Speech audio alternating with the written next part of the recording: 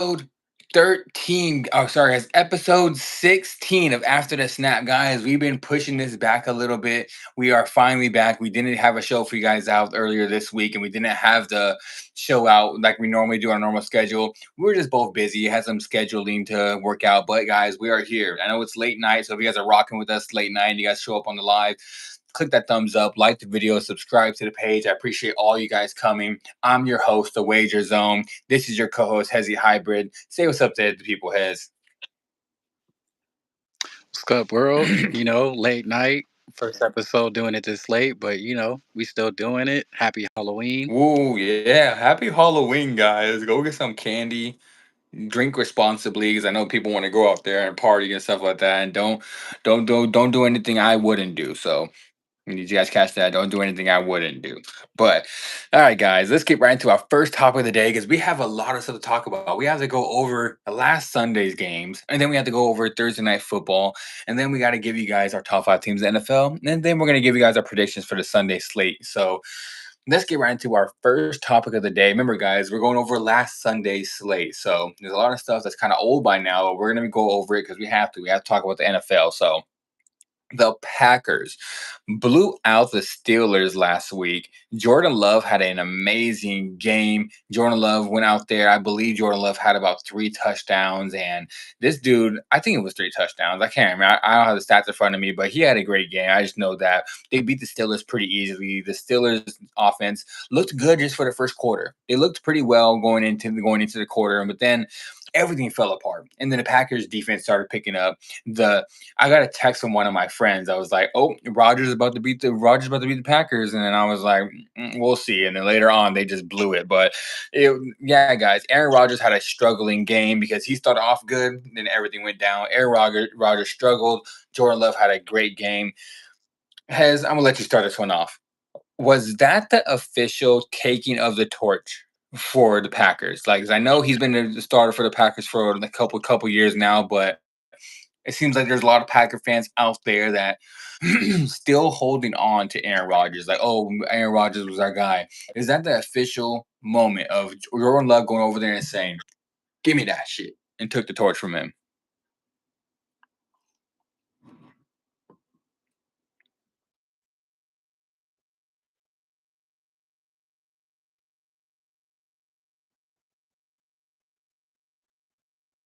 Hmm.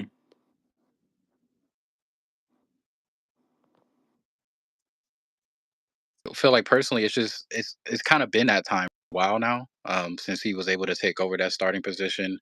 Um, After when Rodgers had left Green Bay, Aaron alone just hadn't really had it like that on the field since he left. I know it was a lot of noise going in and out the field, and him going through his peyote trips and taking these little personal time off, and so he had to deal with a lot of personal life stuff. But as for Jordan, it seemed like he just only gotten better since then, and gotten wiser as a quarterback, and not only with the team but making a statement of always being cracking that list from almost being top 10. So Hmm. um, and he's obviously not only grew with that team, but he's made everybody else around him better. So you can just kind of tell offensively how they just kind of built around him, and just trying to play smart of who they can grab during the draft and free agency. Obviously, is paying off pretty big. But yeah, I feel like it's that the recent game that he had beat Aaron Rodgers in a Steelers uniform, man. It's just solidified that his time in Green Bay is now, and that Aaron Rodgers is pretty much on his way out. Yeah, I think that was the moment that a lot of Packers fans should finally sit here and say, you know what, I think we made the right decision. Because if you're a Packers fan still believing that you guys didn't make the right decision of moving on for Aaron Rodgers and taking Jordan Love, I think you guys need to wake up and smell the flowers. Just because right now Jordan Love looks like he's a top 10 quarterback, just like you said. He has a struggle sometimes. Like there are times where Jordan Love is out there and he's like, they're kind of like, what are you doing? But then it's what you're gonna get. You guys are Packers fans. You guys win. And you guys had Aaron Rodgers, a guy that didn't turn over the ball, a guy that was very careful with the ball a lot of times. So you guys are not really used to the the gunslinger type mentality. But the one thing you guys had before Aaron Rodgers, if you guys remember, if you're a Packers fan, you guys had Brett Favre. Brett Favre is a gunslinger just like Jordan Love. He's going to put the ball in bad situations sometimes. He's going to throw those yards, but he's going to win the game. He's going to be a great quarterback while doing it. Yes, he might make mistakes sometimes, but he's a great quarterback. So I feel like a lot of Packers fans kind of forget that they had Brett Favre before Aaron Rodgers. They were so spoiled about a guy that didn't turn over the ball when they had a guy that would go out there and turn over the ball a lot, but he'd go out there and get his touchdown. So I think that Right. was the moment. I think Jordan Love's a brand new quarterback for the what's it called, the Packers. I think the Packers are in a great position with that defense and with Jordan Love being young and still getting better. And that was besides the Cowboys game in the playoffs where Jordan Love just dismantled the Cowboys in the playoffs. This was, in my opinion, the best game Jordan Love has had. He was doing everything right. He looked very comfortable, very confident. And since that playoff game against the Cowboys, I haven't seen him play this good. So, yeah, I think that was an official moment to where Packers fan could say, I'm happy with Jordan Love, and this is our quarterback for the future. Yeah, man, that's straight up. And even from people who are non-Packers fans like us, we can clearly see that, like, yeah, there's nobody else that's a better fit for that team right now. Him coming out of college, people weren't really so sure if he was gonna start as soon as he did, but the fact that he got his chance, he just seemed like he just embraced it fully. So, Hmm. until your point, he there's times where he might have like a few rough stretches or a few bad drives, but overall he knows how to come back and win a game, and he's Hmm. still young enough to he can make these mistakes, but overall he knows what his potential is, what the ceiling is for this team all around on both sides. And I think everybody is, especially on that team, is pretty much comfortable moving forward with him, kind of getting them, to be in contention, and hopefully they can build a Super Bowl team in the next few years. Yeah, and the one thing I'll say about Jordan Love is when he came when the Packers drafted him in the first round, people forget that if you guys don't remember that Aaron Rodgers just won an MVP. And then they went and Mhm. drafted Jordan Love in the first round. And everyone was like, what are you guys doing? Why are you guys drafting a quarterback in the first round when you guys just had a guy that won MVP? It's actually very smart. It's smart to have a guy that you can move in because you knew Aaron was getting old at that point. And personally, people were telling me, "Oh, I don't think Jordan Love's that good." And I'm like, I thought the whole time, I was like, Jordan Love is a good quarterback. I was like, I believe in Jordan Love. I think he's gonna come in here, and I think he's gonna be. I said that I think the Packers have a new quarterback again. They went from Brett Favre, then they got Rodgers, now they got Jordan Love. I was a big fan of Jordan Love coming out of college, so I feel like I was in the minority of that because a lot of people didn't believe in him, especially Packers fans. They were kind of like, "What are we doing? We have Aaron Rodgers. Why are we doing this?" I saw other people saying the same exact thing. Personally, I thought it was a very, very smart move, and I like Jordan Love a lot. Like, and he's progressed every single year, and he's getting better and better, and that's what you want out of a young quarterback. So, like you said, I do believe they're going to be building a team and probably try to be not maybe not this year or maybe this year. We'll see, but a Super Bowl contender in the next in the next 5 to 4 years. I can see the Packers in the Super Bowl, maybe even winning a Super Bowl with Jordan Love. That's how I honestly look at it. And now, just going into that, staying on the Packers as contenders, do you think after that game they just went and beat the Steelers, the Packers are officially Super Bowl contenders? They are definitely starting to trend upwards again. Um, so far, majority of their wins in this season have been against, pretty beatable teams for the most part.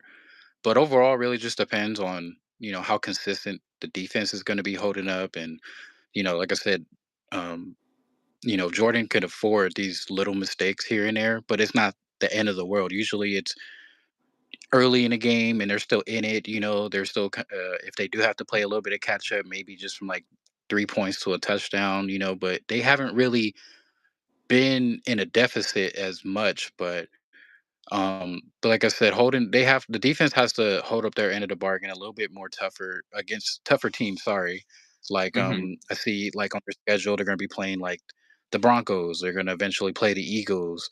So for now, I think just for the time being, I'm just going to hold off on them calling them legit contenders until they can actually show that they can win a little bit more key games.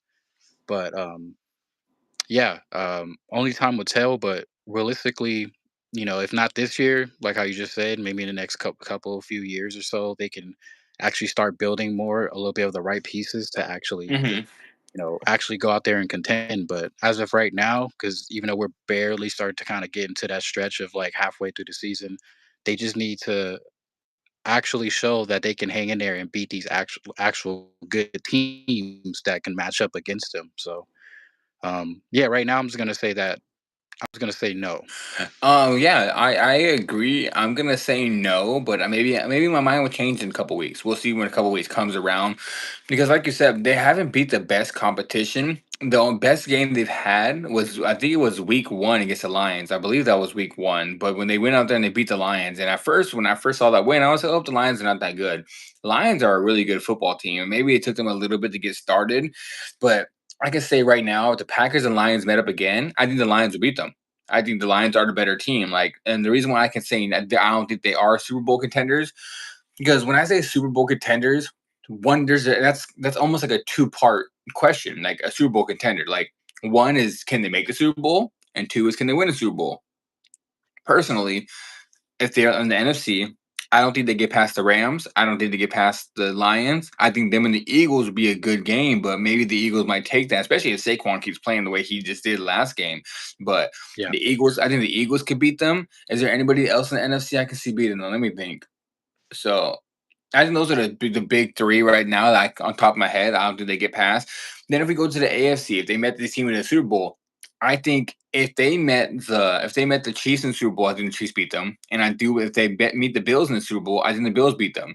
And hell, even if they meet the Broncos in the Super Bowl, I think the Broncos could probably take them. So like Yeah.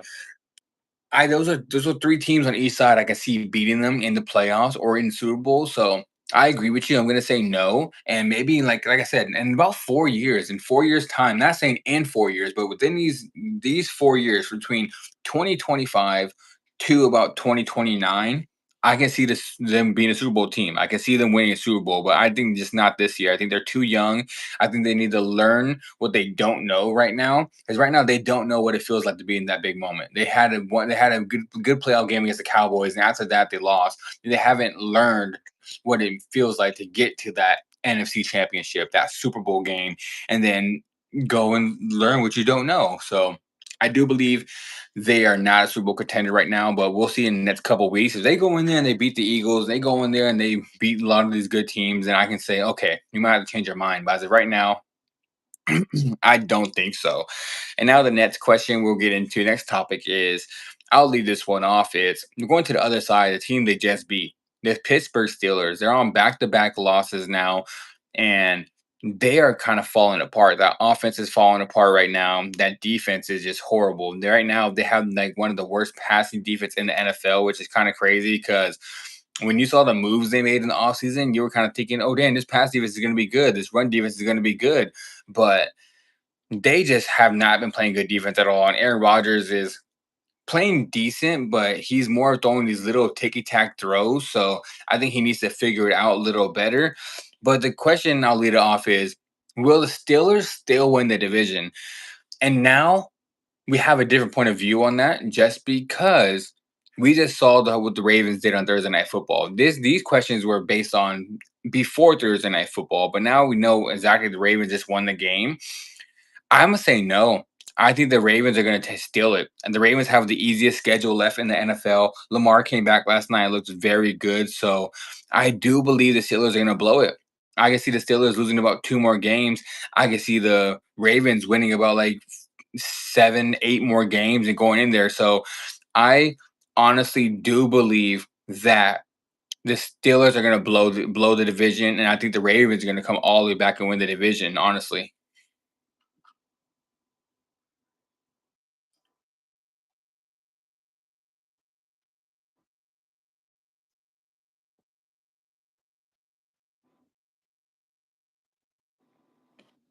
Point, I would say it's almost anybody's division, because if Joe Flacco and Cincy ends up winning a few more games, if Lamar, well, now that he's technically back, comes back and goes on a little run, Pittsburgh keeps losing, then it's a real dogfight in that division. When it Hmm. was kind of clear that in the beginning, just a couple weeks ago, we're just like, yeah, regardless how the Steelers play, they can win some games, they can lose some games, but it's not really a competition right there because you got two Ohio teams that aren't really playing the best, and then the Ravens were pretty much dead in the water up until they just end up winning yesterday. So um, I would almost bet that the fact that Lamar can actually potentially, it'll be a lot on him, but I can almost guarantee that he can lead them, even if he has to do it by himself, to get back on top of that division. And actually, like you said, just ended up coming out towards the end of the season, because how the way the Steelers is playing right now and their confidence, and the way that Aaron Rodgers is playing, it's like they're not looking believable. And yeah, I don't really, I'm not really banking on the Steelers actually coming on top. And if they do, then you got to go. You're probably going to have to go up against Baltimore like they did all them years ago. So it really just depends on how bad do they want it. Yeah, we're both in agreement. I do believe the Steelers are going to lose that division. Just like now we have a perspective on Lamar going out there and looking so good against the Dolphins, and we'll get into the Bears losing to the Ravens without Lamar. We'll get into that topic as well. But after seeing those two wins from the Ravens, I do believe the Steelers are going to lose this division. I do believe the Ravens have to win out because I do believe it's going to be very close. But it just seems with that division, like you said, the two Ohio teams with Cincinnati not playing good, with who else? With Cincinnati not playing good, with Cleveland Browns not playing good, I do believe that it's going to be a hard task for the Steelers to even keep that division. So, yeah, I'm going to say they're going to blow it. Personally, I do believe they're going to blow it. And I think the Ravens are going to come back and win that division. So, now to our next topic, which I'll leave this one off as well. Dem boys, Cowboys, have a really bad loss to um, the Denver Broncos, and the Broncos looked dominant almost for that whole entire game, like really dominant for that whole entire game. And then the Cowboys started coming back, but it was more of like a comeback for like Dallas fans are used to this, where they get down big, and then the fourth quarter comes around, and then they start getting these garbage points, and then they make it look like it was a close game. But if you watch that game, Denver dominated that game. Denver was like this looked dominant the whole entire game, and then right at the end, Dak wants to start making throws. Dak wants to start doing good things and making a little bit of hope. But like I said, it was a dominant victory for the Broncos, in my opinion. And the question for this one is: was that the end of the Dallas Cowboys playoff hopes? I'm going to say yeah. I think Cowboys are not making the playoffs now for sure. They had the little run. They had that part where people were saying, "Is Dak Prescott going to win MVP?" We were even talking about Dak Prescott going to win MVP. The Cowboys better than everyone thought. I think that game showed that they're just as good as we thought they were. Yes, they have a good offense, but they can't stop anybody. And when it comes down to playing the good teams, they're going to get torched. And you're going to need Dak to play a good full four quarters. And I personally don't know if he's capable of doing that. He's capable for a couple games, but then when the big moments come, I don't see him capable of doing that.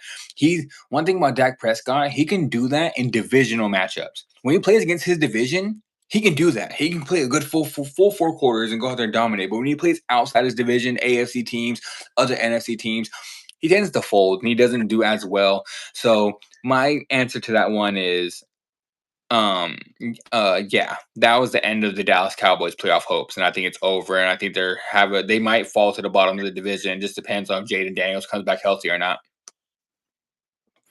Yeah. Um, I pretty much said it in the last episode, that if they were going to actually be a kind of a contender or kind of make a statement, that they were going to have to go out and win that game against Denver. Clearly, it was the whole opposite. And um, I guess a team really that was a bit more proven so far in this season. So um, if they would have won that, they would have definitely had a shot. But as of right now, there's just too many factors that come into play. They, you know, really such as their defense for starters, because I don't really. It's hard because it's like I don't want to compare them to anybody else because everybody's kind of trying to figure out their own situation right now. But I honestly don't think that there's a worse for defense out there right now. That they really can't stop a nosebleed if they really couldn't. So um, it's them playing poorly. Their offense looks good certain times, but not really staying consistent when it's much needed in late games.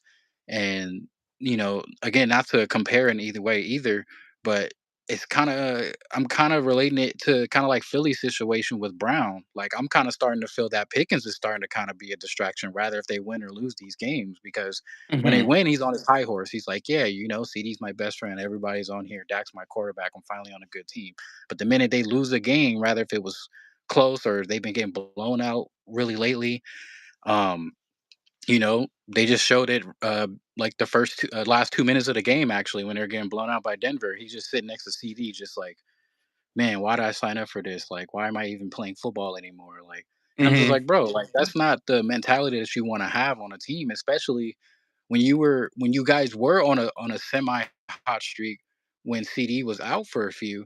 You were Dak's main guy, so it's just a kind of a sad situation to see, but ultimately together they just don't look that much in sync. So, um, and it's kind of relating back onto the topic, but I seen a report. I seen a report this past week that when supposedly Max Crosby on the Raiders he was on the trade market, but clearly the Raiders just kind of just wiped that out clean. Like, no, he's not going anywhere. We're keeping him. I don't know why that's even hitting the headlines, but Hmm. Dallas apparently was in the mix. So I was like, you don't want to pay to get Micah to return back, but you're willing to go actually trade and go get Max Crosby. So I was just confused by that. And I'm like, well, now that you're not getting that's for sure going down the drain. I'm like, you're for sure just stuck of what you have now. So you have no choice but to make it work. So, but yeah, to answer that question, man, and all in all, I just feel like it's the fact that they got blown out from the Denver game, and really since the Carolina game, I was like, yeah, I don't really see them having any type of hope anymore, because if JD ends up coming back from his um and playing to his normal self off of his injury, and obviously the Eagles ain't going nowhere. Hell, the Giants can make a last minute push and then knock Dallas Yeah. down to the place. So I have more hope for everybody else in the NFC East but the Cowboys moving forward. So I'm gonna just say no. Yeah, like you said, there's a lot more teams in that division. Like the Giants, I can say it right now, I was totally wrong about the Giants. I was totally wrong about them. I said they'll make the playoffs this year. Now they're 2-6, so it looks like they're gonna probably finish arguably maybe at the bottom. Commanders are 3-5 right now. Cowboys are 3-4-1. Yes, like I know they're 3-4-1. They're almost at 500 with one tie, but they just look really bad right now. I think they're gonna fall down to arguably that third or even fourth spot. It just depends on how the Giants play. But yeah, I think the playoff hopes are officially over because there's too many good teams in the NFC right now. Like we can go to the 4-4 Panthers, we can go to the 5-2 Rams, 5-3 49ers, 5-2 Seahawks. We can even go to the 4-3 Bears, the 5-2 Lions, the 5-1-1 Packers. There's a lot of good teams, so I don't see them getting into the playoffs. I think it's officially over for the Dallas Cowboys. And now I'll let you lead this one off. Where go to the opposite side. The Denver Broncos have now won. I believe the Denver Broncos have won, if I'm not mistaken.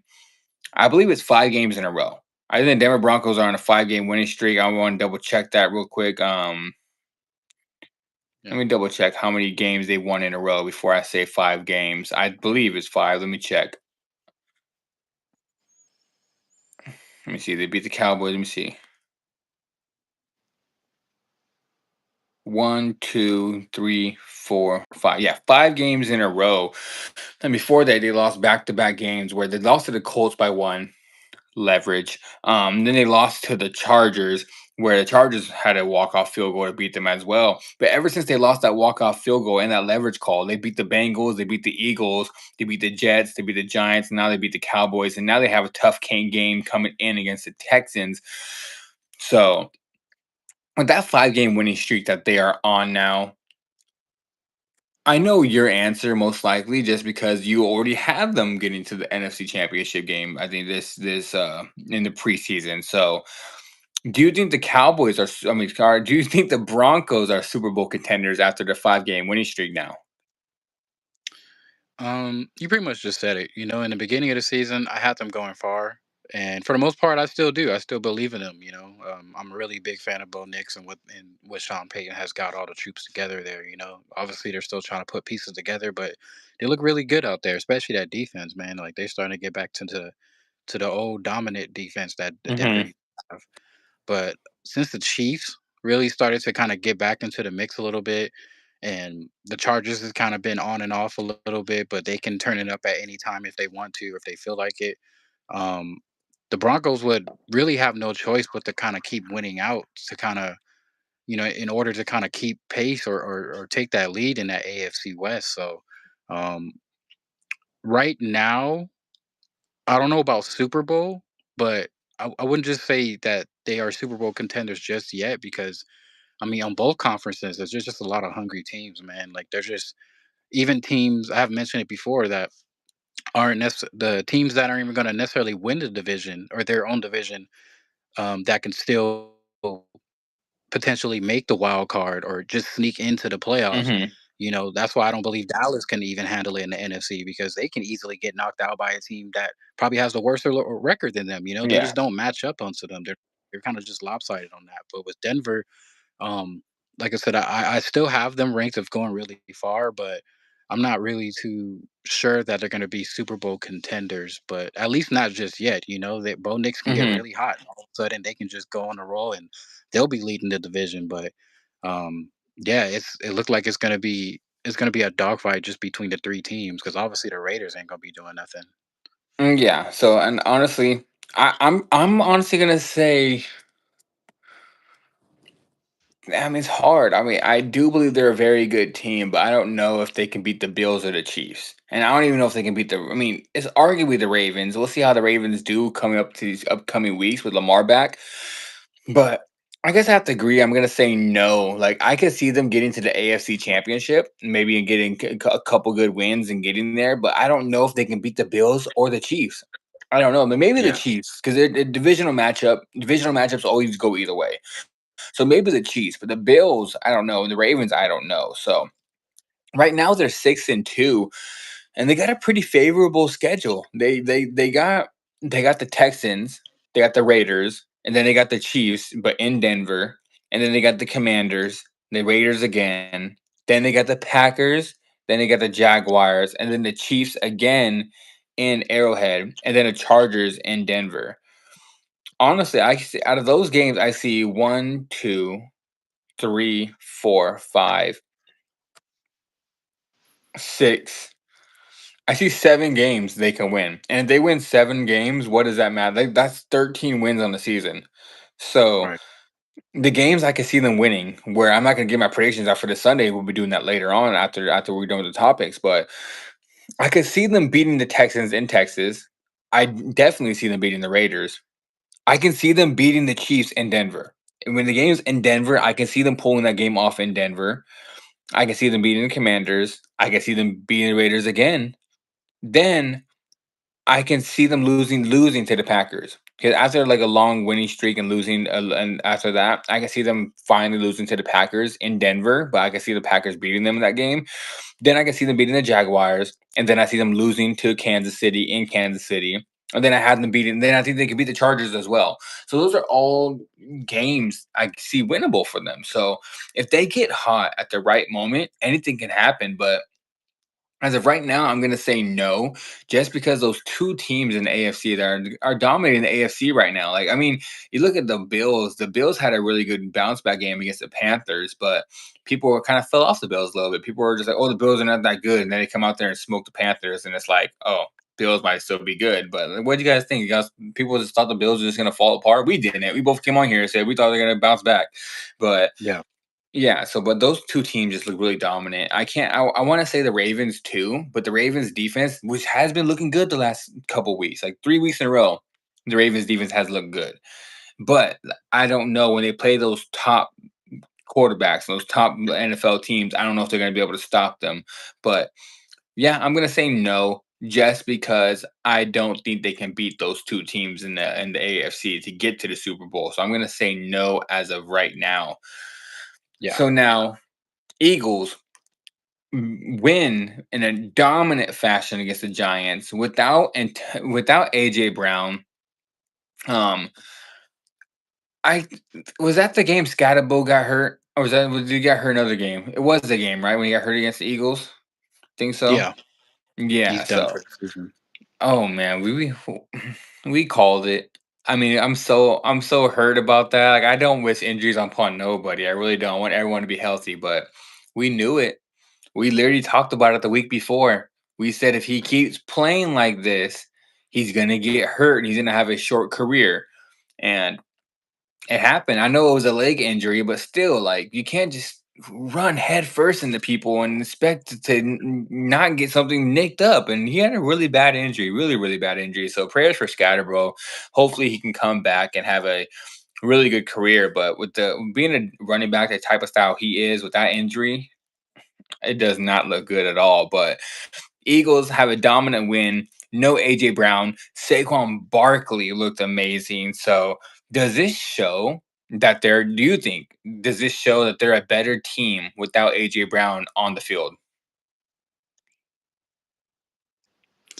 I mean, we said it multiple times before that they just are a much better team without him there. I mean, obviously, I know the week prior he had a really good bounce back game against the Vikings, but I mean, like Hmm. even then, if I mean, we obviously expected the game could have went either way, but at the same time, like that's all I said. Like I can attest to it, just for pretty much everybody that you can never really rely on the Vikings. Really, I mean, offense is one thing, but the defense is always somehow just always letting people down. Rather if Yeah. people bet them or just fans of the game, they're like, yeah, we can never count on Minnie's defense. But I also feel that it's just he just gets in the way of really getting Saquon involved and puts the pressure on Jalen to kind of force feed him the ball and just be like, here, take it, like so everybody can just shut up about it and being like, oh, like, are they even including him? So but overall I would say that he still really is a distraction that Philly needs to just go on and get and trade for him and try to get younger or get somebody else of his caliber to kind of balance out their offense a little bit more. Like how you were mentioning before, I don't know how likely it'll be the possibility of maybe trading one receiver for another, get like a Stefan or get somebody Hmm. who can just plug and play really quick. But yeah, man, I don't think for sure that he is a reliable person that they can just count on for him because obviously he still has it in him. He can pretty much ball if you can go get him to somebody else that's a contender. But for the Eagles, for the rest of this season, it just seems like it's when they do get him involved, it is very forced and it just doesn't really look natural. And when it doesn't go his way, or if they're giving Devontae a little bit more touches, then he just kind of gets there like, yeah, I'm not mad at it, but he's still out here like, hey, I could have been open. I was open too. So it's like, man, they just Hmm. need to cut their losses with them. And if for sure they don't trade him during the season, then I feel like this is they might have to address it in the off season. Yeah, I think the same as that thing. I think they are a better team without him. I think it showed mainly because they got Barkley involved for the first time this whole entire season. People could say, "Oh, Barkley wasn't having a good season, so that's the reason why he weren't getting involved." No, I think it was just that they wanted to please AJ Brown so much that they decided to go to the passing game a lot more. But we know the Eagles, when the Eagles are at their best, it's when they're running the ball. They're running the pass off that play action when Saquon Barkley is running the ball down the field. And when AJ Brown's complaining and wants the ball 24/7, and when they have to force feed him the ball, and when Devontae Smith is starting to feed off of AJ Brown, like, hey, he wants his touches, you're giving him touches, now give me touches. And now he has the two receivers where Devontae is not really a diva type of person. Devontae is he's okay with it's Devontae Smith, right? I'm not saying his name wrong. Yeah, I'm pretty sure it's his name. Yes. So Devontae, he's not a diva type receiver. He's a guy that's like, you know what, everyone get their touches as long as we win games. He comes from a very good college where they're all about winning games. So he cares more about winning than he does really his stats. But when you have a guy on the other side that's supposed to be your veteran leader on the receiver core that's complaining about all that stuff, that makes you know what they say, you surround yourself with the people and you start acting like those people. So Devontae's starting to get mad and wants the ball a little bit more, hanging his head and all that stuff. And I think that's just a distraction. I think if they got rid of AJ Brown and they decided to get somebody that can just be okay with running the ball, and that's a very good receiver as well. That's okay with not like getting the ball so many times and complaining about it. I think they could be a better team. Just because if you let Saquon run the ball, you see what they can do. You see what kind of dominant team they are. So I say yeah. I say they are a better team without AJ Brown, and maybe I don't know. Maybe I'm just biased because never been a fan of like diva type receivers. People can't. I don't think there's ever been one. I mean, I guess last year AJ Brown won a Super Bowl last year, but I'm talking about like a leader of a team that was a diva receiver that won a Super Bowl. I can't think. Is there? I'm trying to think of anybody that was a diva type receiver that won a Super Bowl. I don't think there is one that comes to my head. Maybe one, but no, he didn't even win a Super Bowl. I was gonna say Randy Moss, but Randy didn't. Even, they made the Super Bowl, but they lost.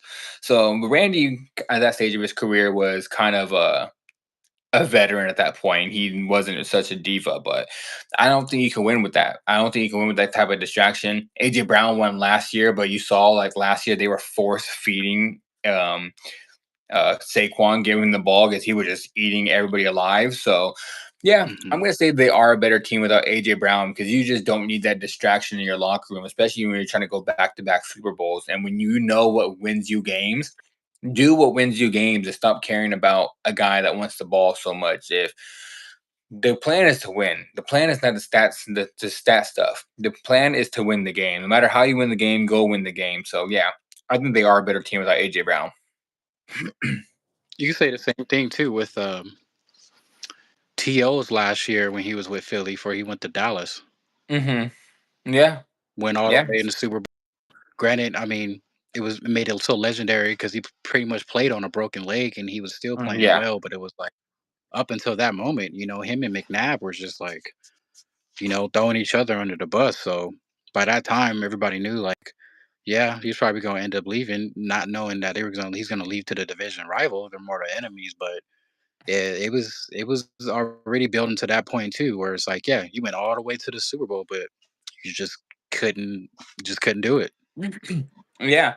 And like I said, the only reason why AJ Brown didn't win a Super Bowl last year with how AJ Brown was acting is because they had a running back in Saquon that was just the main focal point of the offense. But when you have the main focal point of the offense as the guy that is a diva that wants his touches, like the Eagles have been playing before last game, you're not going to win like that. Like you're just not going to win like that. That's not a way you win football games, especially when you want to win the Super Bowl. I mean, you can win in the regular season, but when you get to playoffs, that's not going to work. You have to go with what gets you what's your bread and butter, and your bread and butter is running the ball. So get back to it. So Mhm.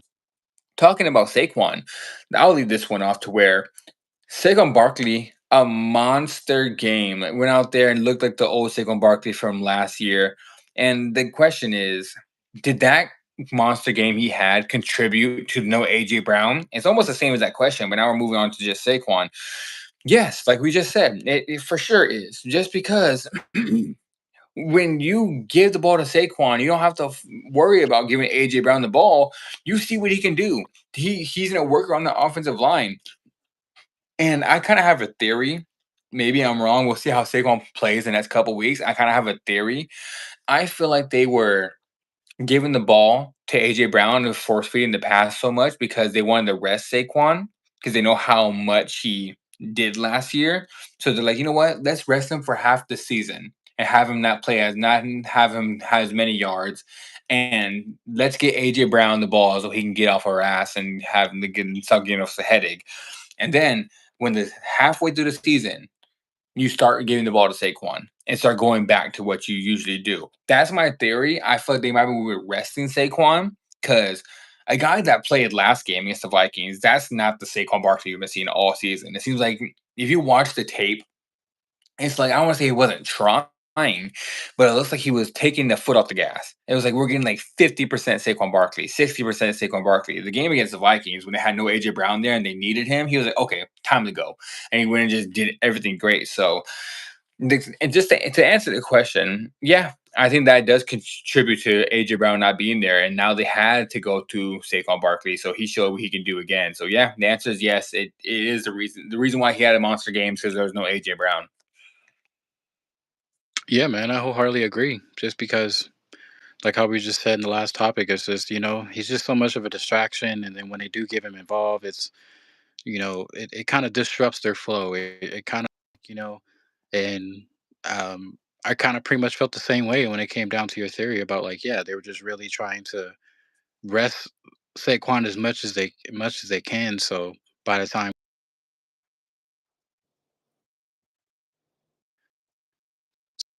it's the playoffs, Hmm. that he's already good to go. But um, yeah, man, I just totally feel that when AJ is not really involved or when he's not really in the game as much, then it gives the offense more leeway to kind of lean on Saquon a little bit more. And then when they do have to pass the ball, which isn't really needed as much in their offense, but they have pretty much a stellar offense. Like their offensive line is pretty good enough for Jalen to hold up. You got Devontae out there. You got I can't think of their names right now, but you got other weapons out there to where you don't really need a Brown out there. Hmm. So that's why I was like, man, if they were to get rid of him, I don't feel like they're going to be missing much. If anything, it's going to just improve their game, especially if they were just to go get something else, or if they were to get another young receiver, then Eagles would probably be the team to beat. So yeah, I just feel like because that they're kind of dying down after the Minnesota game, and then they're starting to allow Saquon to start doing what he does best, and it just makes that team a better. It just makes them whole again. Yeah, I totally agree. We're both on the same boat. Maybe we just don't like AJ Brown, but I think it's like I don't have anything personal against the guy. I just don't like. I just never like diva receivers. I do like play the game.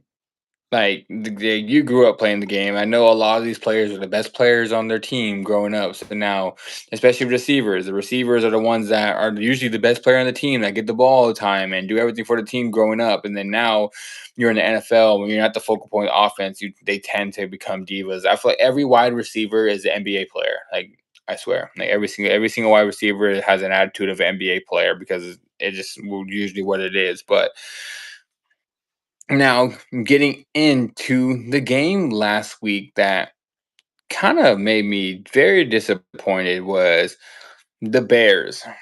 Caleb Williams and the Chicago Bears went out there and lost to a Lamar-less Ravens. Looked really bad. Caleb probably had his worst game of the entire season, especially against a team that I personally thought he lighted up against because there's no Lamar. There's the defense has been giving up a lot of numbers. I thought Caleb was gonna have one of his best games, and he had one of his worst games of the whole entire season. So the question has for you is going to be: are the Bears and Caleb Williams in trouble?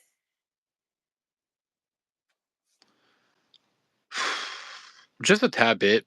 I feel like they're in trouble because not only the way that they just voted against Baltimore like that, which we sure thought they were just going to come in and actually just beat them, Hmm. regardless if they were playing in Baltimore or not. But not only how the way they how that result came out to be, but because also the Packers are starting to kind of put things together and finding their true identity moving forward. So um, they literally should have won that game against Baltimore. Even coming into the fourth quarter, I was like, okay, it's not totally over if Caleb just kind of gets them down the field, and but they just literally couldn't score. Like the minute they Hmm. get into the red zone, they would turn the ball over or they were trying to punch it in. And I'm just like, you guys, like, this is what you guys practice for most of the time. Like it works against other teams, but clearly you guys just didn't have the confidence, or I don't know if it was just a mix up of confusion of plays, or they just didn't believe in themselves to kind of just keep punching it in. They had multiple times just in the second half alone, but they just, other than that, they just really couldn't find any rhythm when it counted in late in the game. It comes down to really who wants it more in that NFC North, man. And so hopefully they realize that it's all there for the taking for them, but Hmm. they got to realize that it's going to be another dogfight. It's going to be between them and the Packers, and then if not them, you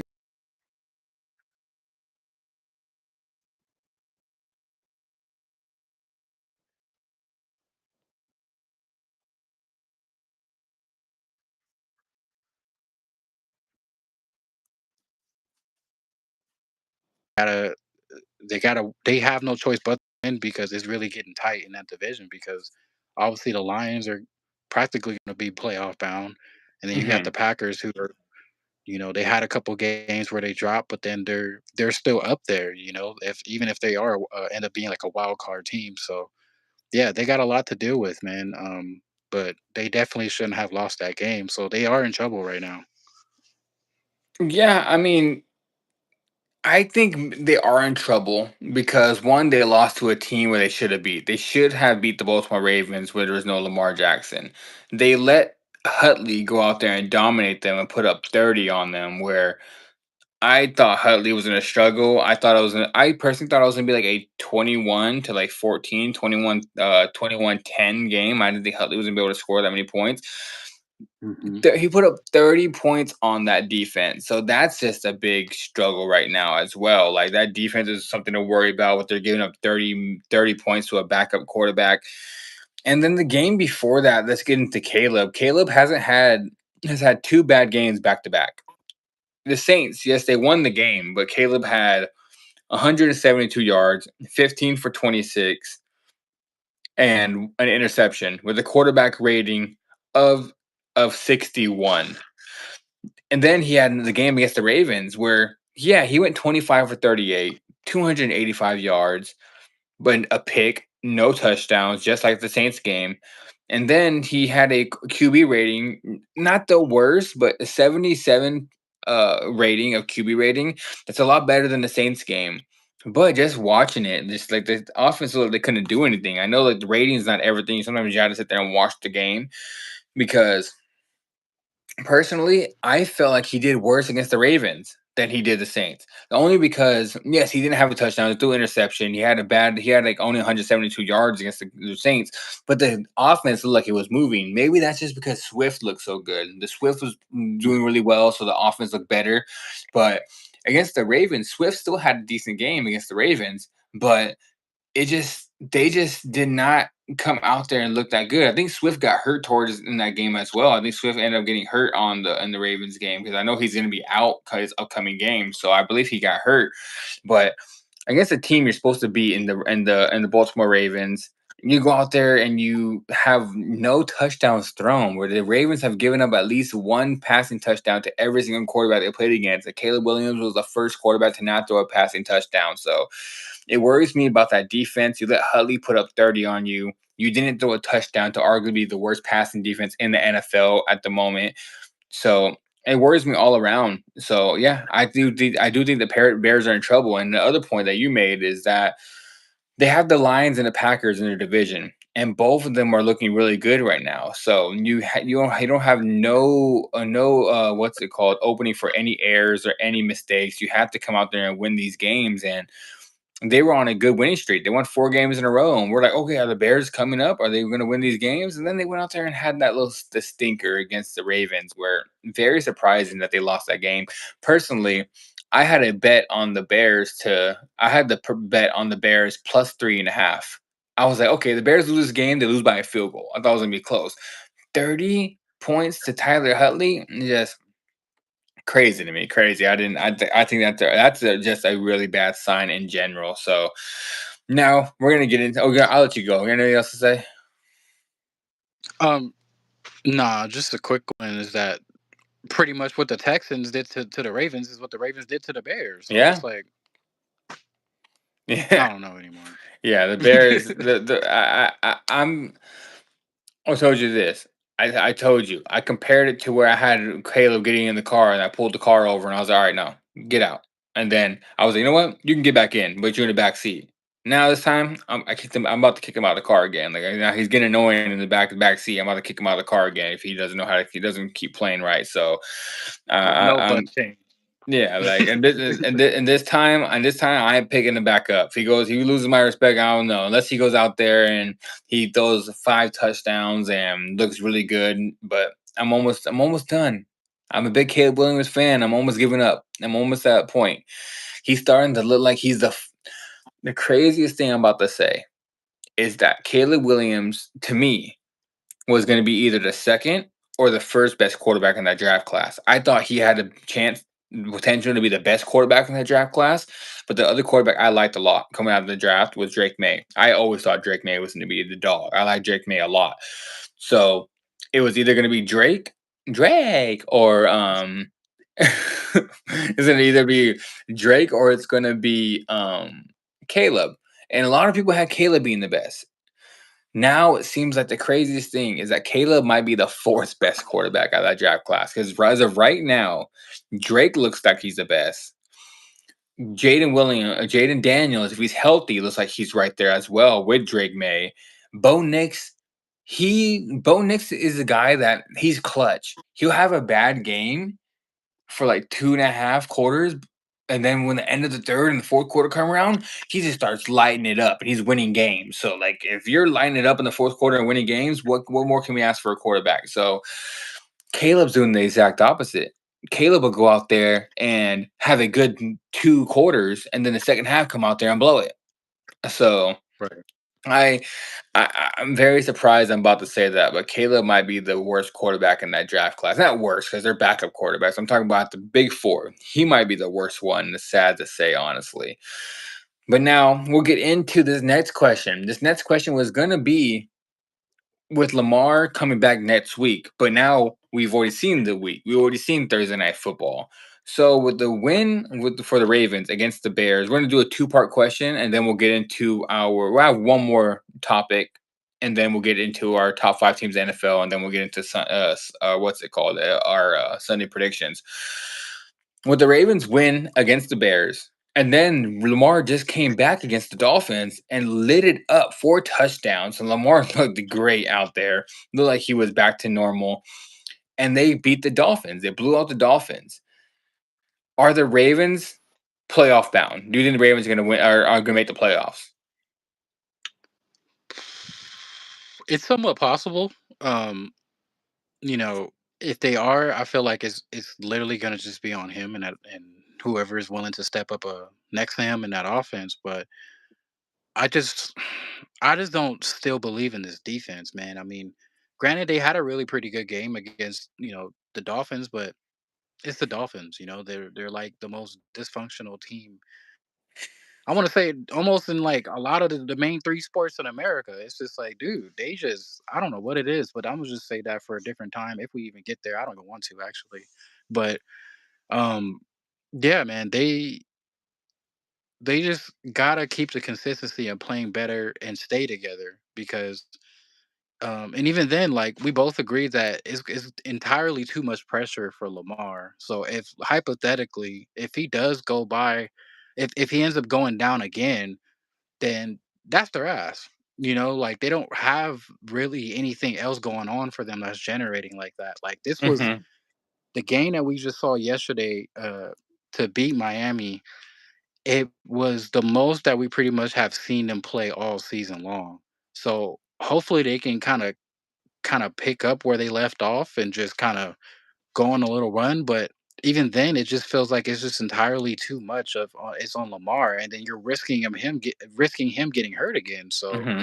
especially down the line in the season. So um, I hate to say it, but they're just really one of those main teams that have to start looking at how um, a little bit ahead of time and start how they're going to get better this off season because right now, like it just seems like if Lamar or if a lot of their first starters or first strings players go down, they don't really have help like that. They're not really as Mm-hmm. talented as we thought, coming into this season. So, and the last good pass rusher they had, they sent him off to the Chargers. So I'm like, well, you guys aren't really creating pressure like that. And then most of these games, like how they played against the Dolphins, were really gimme games. So I don't know.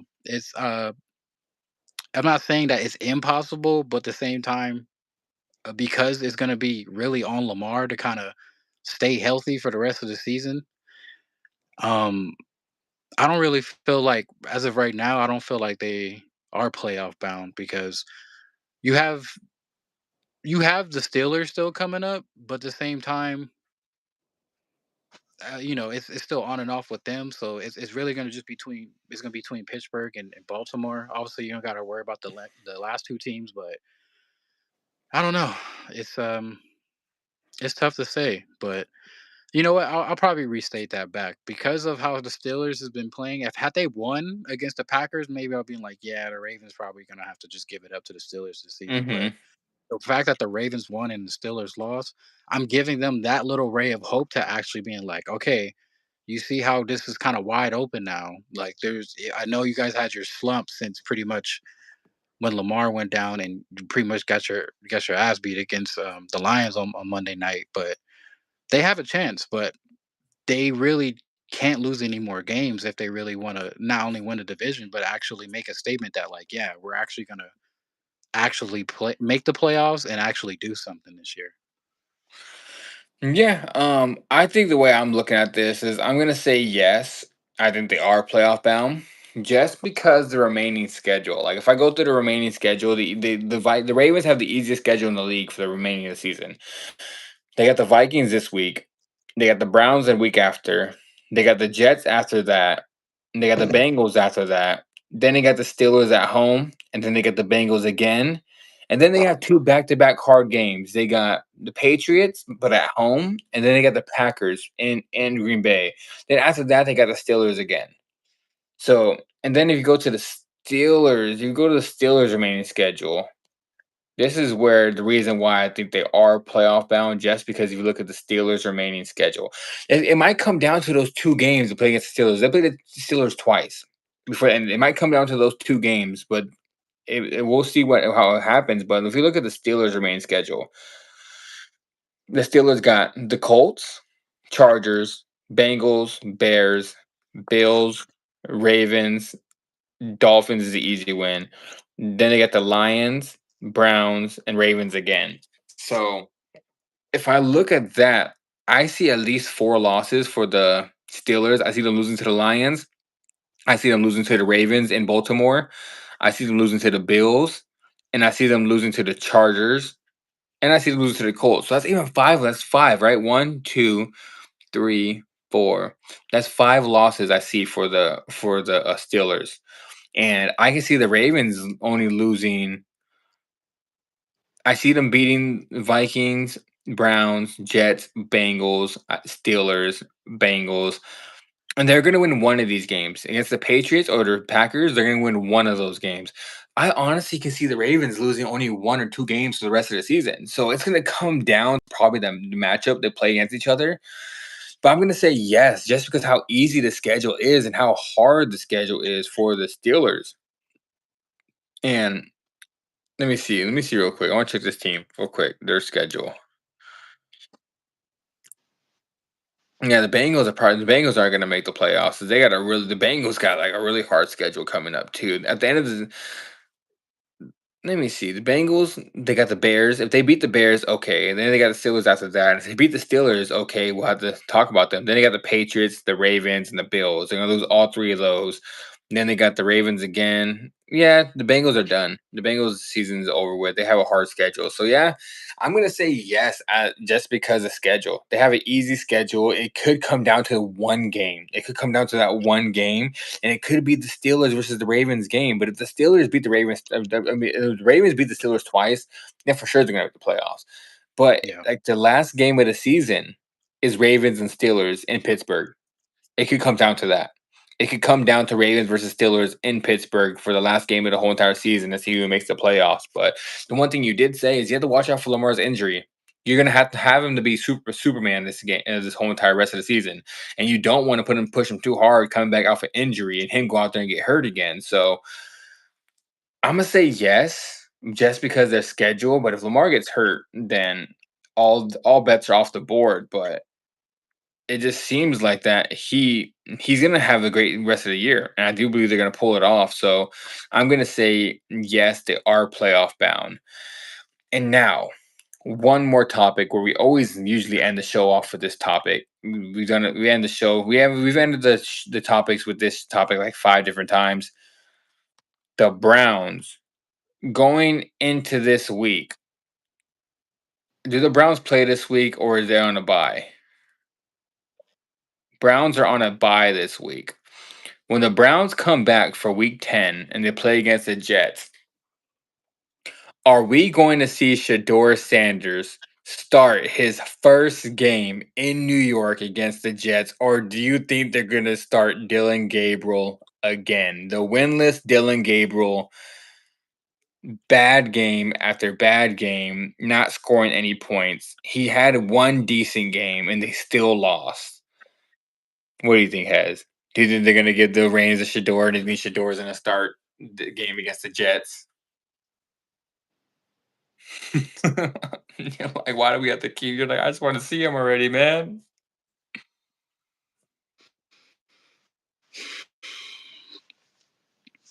It's just time. Yeah. It's just effing time. Like I am sick of seeing this Hawaiian Oregon quarterback come out there and struggle because he can't see over the line, and not let alone he's just not fit for this team. Like I don't know Yeah. what's gonna get to the owner's head. I don't know how many chances gonna keep giving him. I understand it's been a tough slate trying to figure out who you comfortable with leading into the season. Obviously, I not even just fans of the game. The Browns themselves know that they're not expecting much this season already, but they're trying to end it off on a good note for the most part. But you trade Flacco away. You had Kenny Pickens coming in during the offseason, didn't even really last up until like pretty much when it came down to the season. He didn't even he just pretty much was there for training camp and preseason and was just let go. So at this Mhm. point, really it was solidified once Flacco pretty much got traded to the other Ohio team. It was like, dude, yeah, you can put in Dylan it all you want, but he's only going to prove that he's not ready for it yet. Who's to say that he might be ready next year, or he may even not really get his full start or his reaching his peak until he maybe even leaves Cleveland. But the fact remains is that the only one that is next in line to pretty much take that spot and actually fits the system wise, and that is getting praise from other people that's in the team, is Deion Sanders' son. Like, everybody, it's like they keep holding that against him because of his name and what it represents. But you're like, that doesn't, like, dude, it doesn't take away from his feeling of what his potential could be and how much he's actually shown, especially in preseason. I'm like, dude, Mhm. I don't know what anybody else was watching, but I'm like, he's the only one I feel like that was consistent out there. Yeah, he may have made some boneheaded plays, but it's like, dude, what rookie doesn't? And yeah, I'm gonna just keep saying it every week. I know they're on a bye right now, but as soon as they get back, I'm like, you better start Shador Mhm. because what else do they really have to lose, man? Like Dylan Gabriel is struggling out there against a good team or a bad team. He's struggling against it's him against him, to be honest. So yeah, that's just all I have to say to it. I know it's just us pretty much repeating ourselves when it comes down to this topic. But yeah, like until they start Shador, I'm just gonna keep saying it. Like, there's nobody rightfully so that deserves to do it. I don't know what the owner or who is what are they holding so much against him. I'm like, look, his it's not even in the NFL. He's coaching college right now. Like, come on, and they're not even doing. If you want to talk about anything else, yeah, throw shade against Dion or whatever, which he doesn't deserve it either. But it's like, yo, Mhm. it's two different playing fields right now. But the fact that you drafted Shador for a reason, so now that he's next in line to do so, and your quarterback that you're trying to ride with right now isn't doing so hot, you kind of have to see it coming. So it's only a matter of time before he gets his start. Yeah, they better start Shador against the Jets. They better, like, 'cause I thought they should have started him against the Dolphins, but they didn't. They won the game.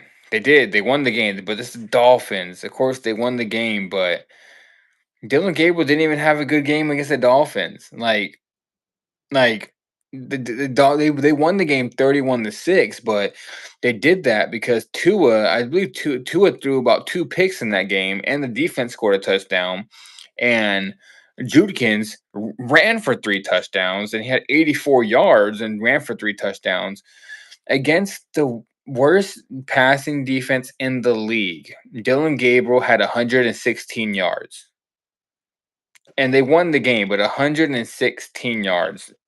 The only game that he's actually had a good game where you could say, okay, he played good, was his I would say his first start of his whole entire career when he went there and played against the Vikings.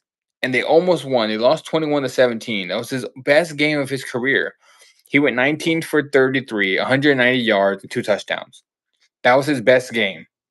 The rest of them, look at them. Besides like they scored 31 against the Dolphins. First of all, I just want to say one thing. It was the Dolphins, first of all. Second thing is he didn't do anything to score, really. He did 160 yards in four quarters as a quarterback, and your running back rushes for three touchdowns, and your defense scores a touchdown. You didn't really do anything. All you did was just not mess up. That's literally what you did. You just did not mess up. No touchdowns, no interceptions. Besides that game, he scored 9 against the Steelers, and he scored 13 against the Patriots, and he looked horrible in both those games. Like really, really bad. And those are two actually legitimate defenses. So now they need to start Shador against the Jets. Call me crazy. Call me crazy. But if Shador plays the rest of the season, starting with the Jets, he beats the Jets. They play the Ravens in Cleveland. And if Shador Sanders starts that game in Cleveland, it's possible. I won't be picking them that game, but it's possible they beat the Ravens. Then they play the Raiders. He'll beat the Raiders. Then they play the 49ers at home. I think with all the injuries the Niners have, I think the Browns can take the Niners. Then they play the Titans at home. They beat the Titans. Then they play the Bears in Chicago. With the way the Bears have been playing, they can win that game with how good that defense and if Shador plays, they can win that game. Then they'll lose to the Bills. They're not beating the Bills. I think the Bills beat them. Then they play the Steelers at home. They can beat the Steelers. And then play the Browns. I mean, then they play the Bengals. They can beat the Bengals. Imagine Shador if he comes in here and starts the rest of the season. And that's barring if they can beat the Ravens. We'll see, but I don't know. I won't be picking them. Shador can start off his career 1, 2, 3, 4, 5, 6, 7. Imagine Shador coming in for the rest of the season and going 7-2. It's possible. He can win all those games. You have Dylan Gabriel play. He's going to lose to the Jets. He's going to lose to the Ravens. He's barely going to beat the Raiders. He's going to lose to the Niners. He might lose to the Titans. He's going to lose to the Bears. He's going to lose to the Bills. He's going to lose to the Steelers again. Then it's going to be a shootout between him and the Bengals, and how the season's going to be over. You start Shador, you can win those games. You Right. can win a lot of those games. Imagine Shador coming into the team and leading them to the playoff race to where they're right there with the Steelers and the Ravens at the end of the day. It's possible. That's what I'm saying. It's possible. With Dylan Gabriel at quarterback, it's not possible at all. So it's Shador time. It's been Shador time for about 3 weeks now. They need to get over it. Over the little tiny quarterback that can't see over the line at all. And he's not even playing good quarterback. They're literally throwing a whole bunch of checkdowns and little tiny drag routes and everything for him so he doesn't make a mistake. They're trying to protect him. That's what they're trying to do. I hope Shador doesn't come in. Then they start saying, "Oh, let's have him air it out because they want to make him look bad." Why don't you, when Shador comes in, have him throw some checkdowns, have him throw some drag routes, but he's gonna probably make him electric. He's gonna go deep. He's gonna be like, you know what? I see a guy open deep. I'm not gonna throw this little check down. I'm gonna make it. I'm gonna make a play. But yeah, for a final topic, that was it. I just want to get on Shador, but we both believe it's time for Shador. It's been time for Shador, and I hope they start him against the Jets after this bye week. They better start him after this bye week, or he needs to get out of Cleveland. He needs to figure a way to get out of Cleveland if they don't start him because they it's time. Like Dylan Gabriel's not the answer, and I feel like they know it already. They're just holding off. So now we'll get into. Go ahead.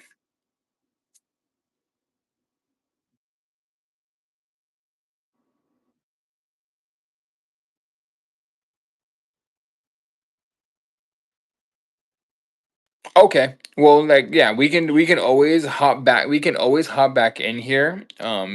Maybe tomorrow morning and give our predictions. We'll just go through the top 5 teams of the NFL and then we'll hop off and then we can come back. Are you busy tomorrow morning? No, I should be Yeah, good so to we go can before hop noon. on tomorrow morning. We can give our predictions, just a quick prediction show. But let's just right before we get out of here, let's give our top five teams in the NFL after that week, going into this week next week. I'll lead this one off. So my top five teams in the NFL this week, I am going to go number five. I'm going to put the hmm, I'm gonna put the Buffalo Bills at five. I think the Bills are back in my top five teams in the NFL after that we beat down on the Panthers. I think they're a really good team, so I'm gonna go Bills at five. At four, I am going to go the Denver Broncos. I think the Broncos are a really good team. I think they have the best defense in the NFL right now. They're playing really well. They have a clutch quarterback, so I'm gonna go the Broncos at four. At three, I'm going to go the Kansas City Chiefs. I think the Kansas City Chiefs are right there, and they're playing really well. And I think the Chiefs are arguably might be honestly on the way to be the best team in the AFC.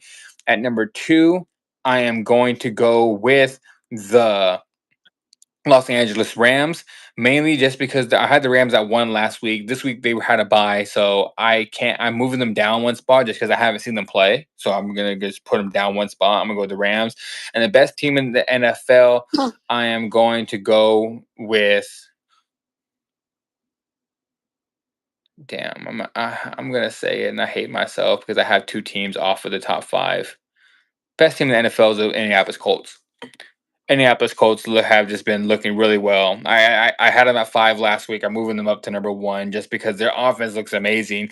I know I left the Lions, I know I left the Eagles, and I left the Packers off of this three teams, but all three of those teams are at six for me. But I have those teams better. I really think the Chiefs, not in order, not order, but I do believe the Chiefs, the Broncos, who do I have at five? Who do oh yeah, and the who do I have at five? Um, would you say would you say I lost my train of thought. I had who? Now I'm losing my mind. Broncos? Broncos It I was the had hold on. I'm not I'm losing. I have let me go to my list again. I literally just lost my train of thought right now. Go ahead go ahead and it's give on the your tip of my top tongue. five, and Damn. I'm trying to remember who I had there. What the heck? How I just lose my train of thought? Who I had at five?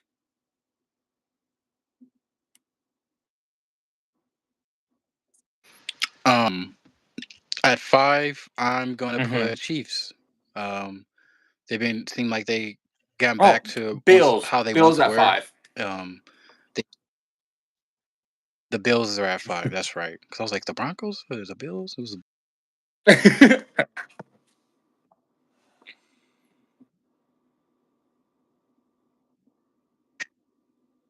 like they are starting to get a better grip of what they have, and obviously their returns of having Rice out there, and Mahomes is starting to get back to his old self, and the defense is still playing superb.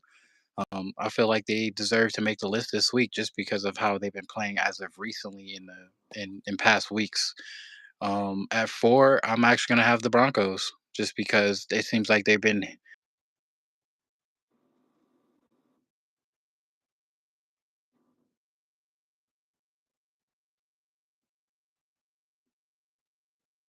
against a huge win against like the Giants at home. So I feel like the Broncos are still a good team to be reckoned with for the most part, and that it seems like it's a little tough in their division this year, but at the same time, I feel like they can kind of hang in there and maybe just snag it into like a little wild card team. So I still have them pretty ranked pretty high, as long as they don't let me Mm-hmm. down. So got the Broncos up in there.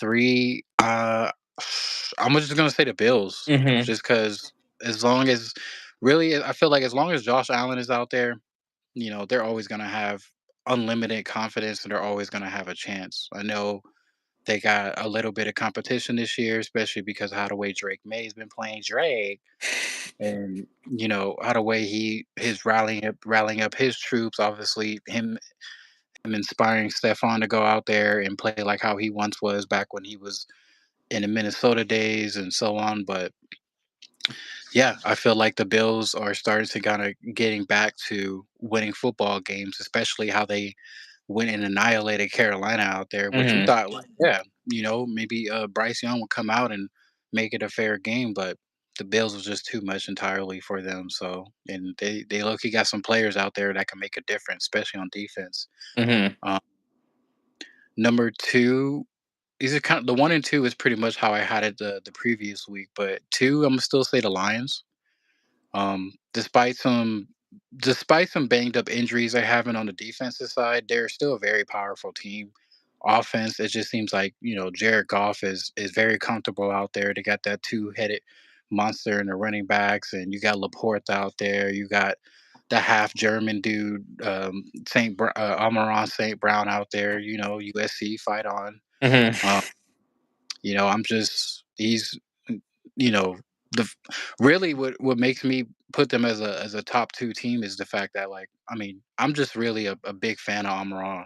Like he's out there no matter if he's double coverage or the last thing teams are really fearful about is leaving him one on one. No matter if it's on the Hmm. drag out, you could put him on a post. You could just tell him go deep and he's gonna make a play, especially when the team needs it. So. Um, and it just seems like too. Not only because they end up beating my Bucks on Monday night from the week prior, but they seem like to they seem that they're making a good adjustment, especially the fact that they don't have all of their DBs right now. So the pass rush seems to keep them alive, and they have a really good linebacking core. So the Lions are pretty much still on my top list right now at number two. At number one, gonna have to ride with the home team, man. I gotta ride with the Rams just because I haven't really been seeing them either. But just from the last few games alone, especially with Puka being out, they just look totally unstoppable, man. They just look like the defense is top notch. I've said it many a times. They're one of the youngest teams out there, and they just look very fluid. They look really very much in rhythm. Hmm. No matter end up running the ball to who's number 23 again? Hmm. Who's number 20? The running back for Oh, the Kyron Williams. Kyron. Matter if they run the ball or it seems like Devontae is starting to get more in rhythm now and starts to Hmm. dominate these one matchups. And clearly Matthew Stafford hasn't really took a step down at all. So I just feel like the Rams are really that top team right now, just because like I said, we haven't really seen them play, but even despite that, and Puka kind of just starting to try to get back into it, they're really a good team, man. And I don't really see too many teams beating them like that. So that's why I really have the Rams at the top of the list for this week. Yeah, I'm gonna change my list real quick. I'm probably getting tired over here, so I feel like I messed my whole entire list up. I ain't putting the Colts at number one. I swear. Number five, Bills. Four, we're gonna go with the Colts. Three, we're going to the Denver Broncos. Two, I'm gonna go Chiefs, and then one, my Rams are number one. What am I doing when I'm putting that? Just because they're on a bye week, I'm gonna move them down one spot. That really makes sense. We're the best team in the NFL. Rams number one, Chiefs number two, Broncos number three, Colts number four, Bills five. That's a better list for you guys. I'm not putting the Colts at number one. Colts are not better than the Rams, the Chiefs, or the Broncos. I don't care. They're not. They're not. So, but all right, guys, let's get out of here before your phone dies. You have anything else to say before we get out of here? There's just two teams that I had left off on the list that I wanted to give an honorable mention to. I wanted to give the Packers because I wanted to kind of squeeze them in there, but I was like, maybe they'll come back up on this upcoming week. Mm-hmm. But them, and I want to give it to Coach Boone's team and remember the Titans. No, I'm just kidding. But yeah, I want to give it to the honorable mentions, the Packers and the Pats, man, the Patriots, because Mm-hmm. I like how Drake May's playing out there. Um, Shoot, if he keeps this up, he can probably. I feel like it's going to be neck and neck between him and like Jonathan Taylor, from like Mm-hmm. one of those last slots at MVP races. So I really like what they got going in New England, and definitely with the Packers. Of how much they're putting points up, they're getting the ball up and down the field, and even their defense, like Micah's starting to come back more alive, and yeah, they seem like they're starting to be on the right track. Yeah. Yeah, that's what I have to say. Well, yeah, guys. Like I said, episode 16 of the after the snap on the wager zone went through all of our topics, our top five teams in the NFL. If you guys are here for the first time, you guys are here, you're still watching after the repost. Click that thumbs up, like the video, subscribe to the page. We do this all the time. Our normal schedule is usually on Saturdays and on Wednesdays. Those are our normal schedule. Tomorrow we will do a quick show. Tomorrow morning we'll be on here. Just tune in. We're gonna give our entire Sunday slate predictions. And this is the Wager Zone. We're tuning out of here. I'll see you guys tomorrow morning for a Sunday football day of predictions. We'll be here tomorrow morning. I'm out of here. You want to say bye to the people, Heads? Yes, sir. Just as always, everybody stay safe, stay positive, stay healthy, keep authentically being yourself, and go Bucks and go Rams. Go Rams, baby, and come on, Bucks. You guys can do it. I know without all injuries, but y'all can do it too. All right, guys. We'll be back tomorrow morning for our Sunday predictions. And all right, Heads, I'll see you guys. I'll see you tomorrow. Yes, sir.